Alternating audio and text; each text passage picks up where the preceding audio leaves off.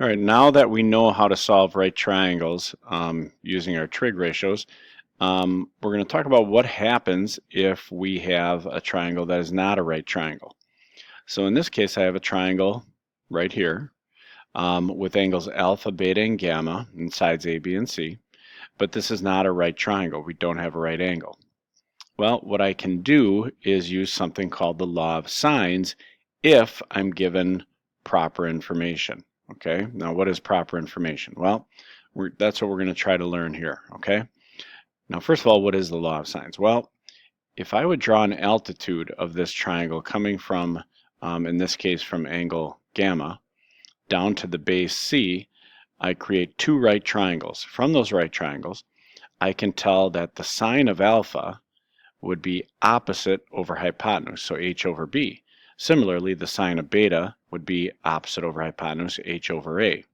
Well, you notice both of these equations contain h.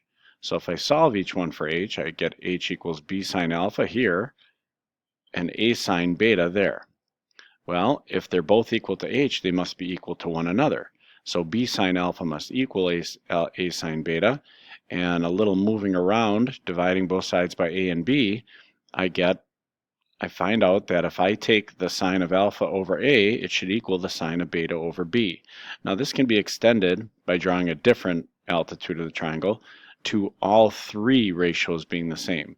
So sine alpha over a will equal sine beta over b equals sine gamma over c. You will never set up an equation with all three ratios being equal to each other, but any two of them you can. Now, when can I use this? I can use this as long as I know as three of these four things in the equation. Okay, so if I know three of the four things, I can use it. All right.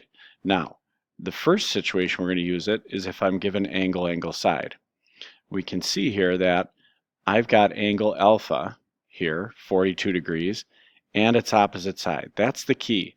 If we know, you don't have to remember I can use it angle, angle, side, or this. All you have to remember is if I have an angle and I know its opposite side, and one other thing, I can use law of sines. Okay, so I got basically here, I have alpha and a. I got the two a's. All right, so all I have to do is say, well, we know the ratio is if I take the sine of 42 degrees, and let me, by the way, open my calculator here. I'm going to need it in a little bit. But the sine of 42 degrees over 9 should be equal to the sine of 106 degrees over side C. And like I said, as long as I know three of those four things, I can do this. Now, how do I solve this? Well, this is a proportion. Just cross multiply. 9 times the sine of 106 will equal C times the sine of 42. Now, obviously, C is the variable I'm trying to find. Since C is being multiplied by the sine of 42, I simply need to divide both sides by the sine of 42 degrees, and that will get C by itself. Okay? So let's see what we get here. So C will equal, I'm going to go to my calculator, and I'm going to take 9 sine 106 over the sine of 42. So let me quit this, clear. Now because we're going to be using almost all degrees in this, so you could change your calculator to degree mode, or you can just leave it in radians and put the little degree symbol. So 9 sine 106 degrees, remember I just go to angle and hit number 1, divided by the sine of 42 degrees. Now if you get sick of hitting that little degree symbol all the time, like I said, you can just go into degree mode and you wouldn't have to worry about it. So that would be 12.93. So 12.93 is what that gives me. Now I think our book is going to ask us to round to the nearest tenth, which would just be one decimal place, so 12.9. However, just because you can round your answer to that doesn't mean you can use 12.9 in your calculations. I'll show you what I mean by that in a second. Now, what else can I find here? Well, if I know two angles of a triangle, I can find the third. These two add up to 148, so that would make angle beta 32 degrees, simply because the three angles must add up to 180. Now I can use law of sines again to find the last missing piece, which is side B. So I can take this same ratio, sine of 42 over 9, and I recommend you take the given information as much as you can, because then you don't have to round things. If I use 12.9, I have to round it, or I have to store that exact value that I had early. Now 32 degrees is not rounded, it's exactly 32 over B. So once again, cross multiply, I get 9 sine 32. And then you could speed things up a little bit. You know you're going to have b times the sine of 42.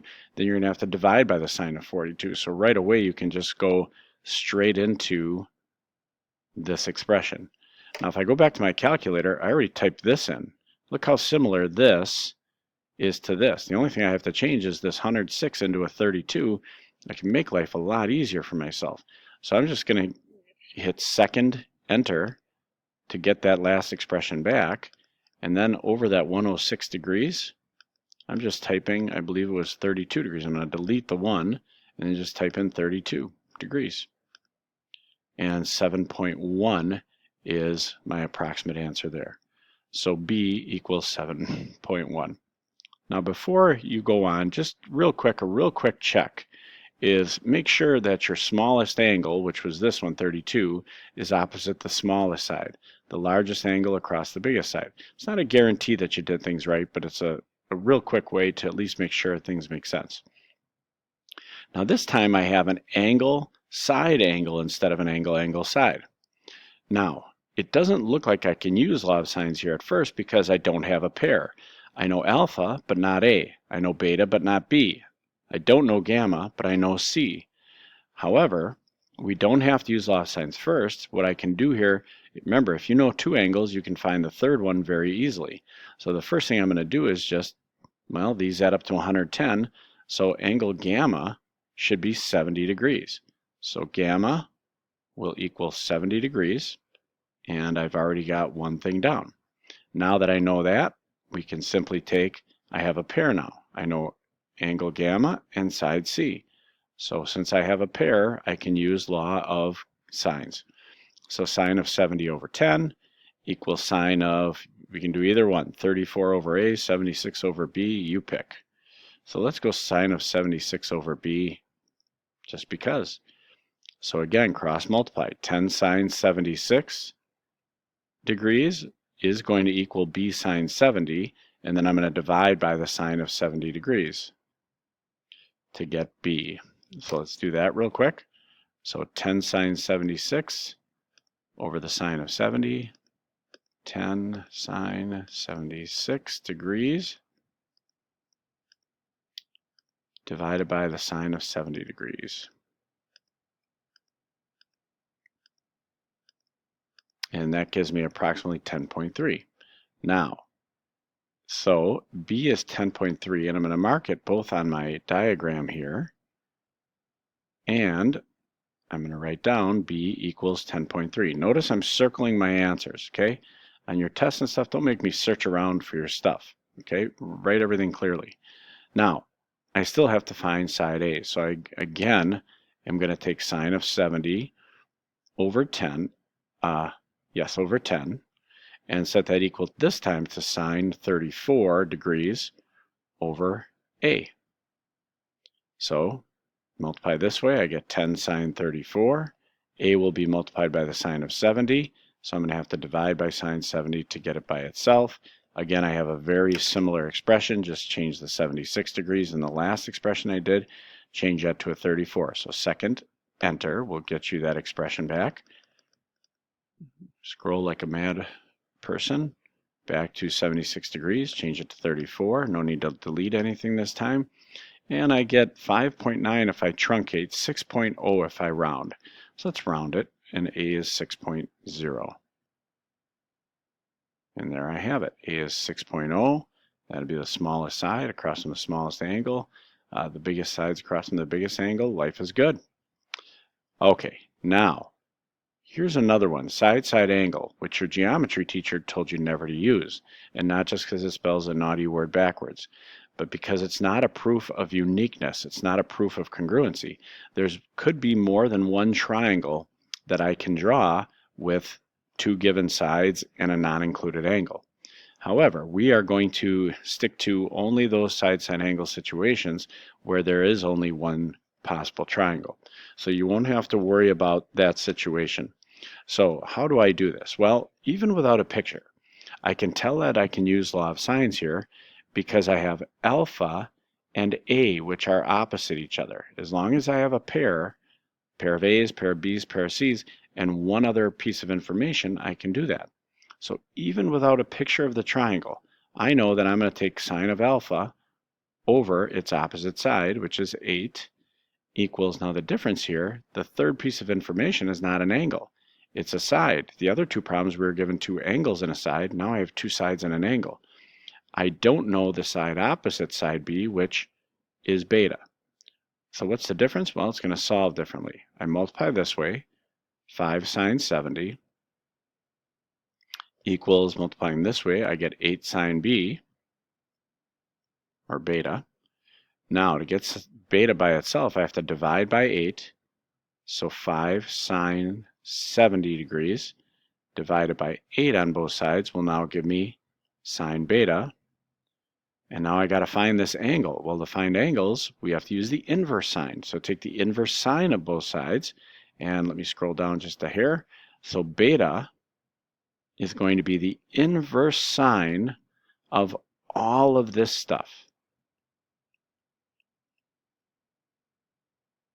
And I'll type that in my calculator and I'll have my answer. So inverse sine of 5 sine 70 over 8. So let me clear that. So inverse sine of 5 sine 70 degrees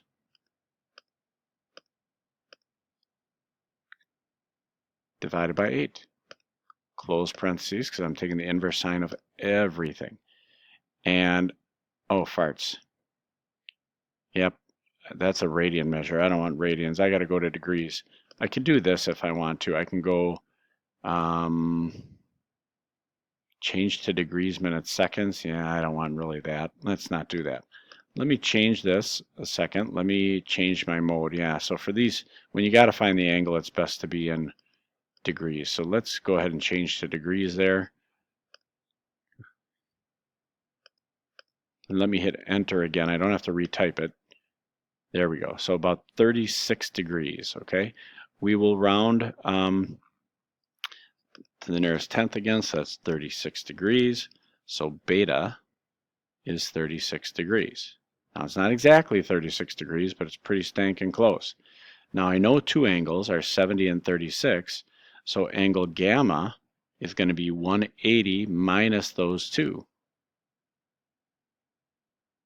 Now watch how I do that. The 36 isn't exactly 36. I'm just stating the answer that way. So I'm going to go 180 minus 70 plus that last answer. Enter. Now, that's one way I could do it. The other way I could do it is, let me get this back by either going up or hitting inverse second enter twice. I could get that back. And now taking that number again, I could also store that for, what angle was that 36? That was beta. So I'll store it for B. We'll equate that. I could store that for B. So now I have it in there. And I could have done, instead, 180 minus 70. Instead of using answer, I could have just done minus B. Now I'll obviously get the same answer. It's about 74.0 degrees. So about 74 degrees. Now you might be saying, well, Mr. Plath, I would have got that anyway. You're right. You would have gotten 74 even if you didn't use the rounding. However, look at my last step. Now I have to take sine 70 over 8, and I still have to find side C, don't I?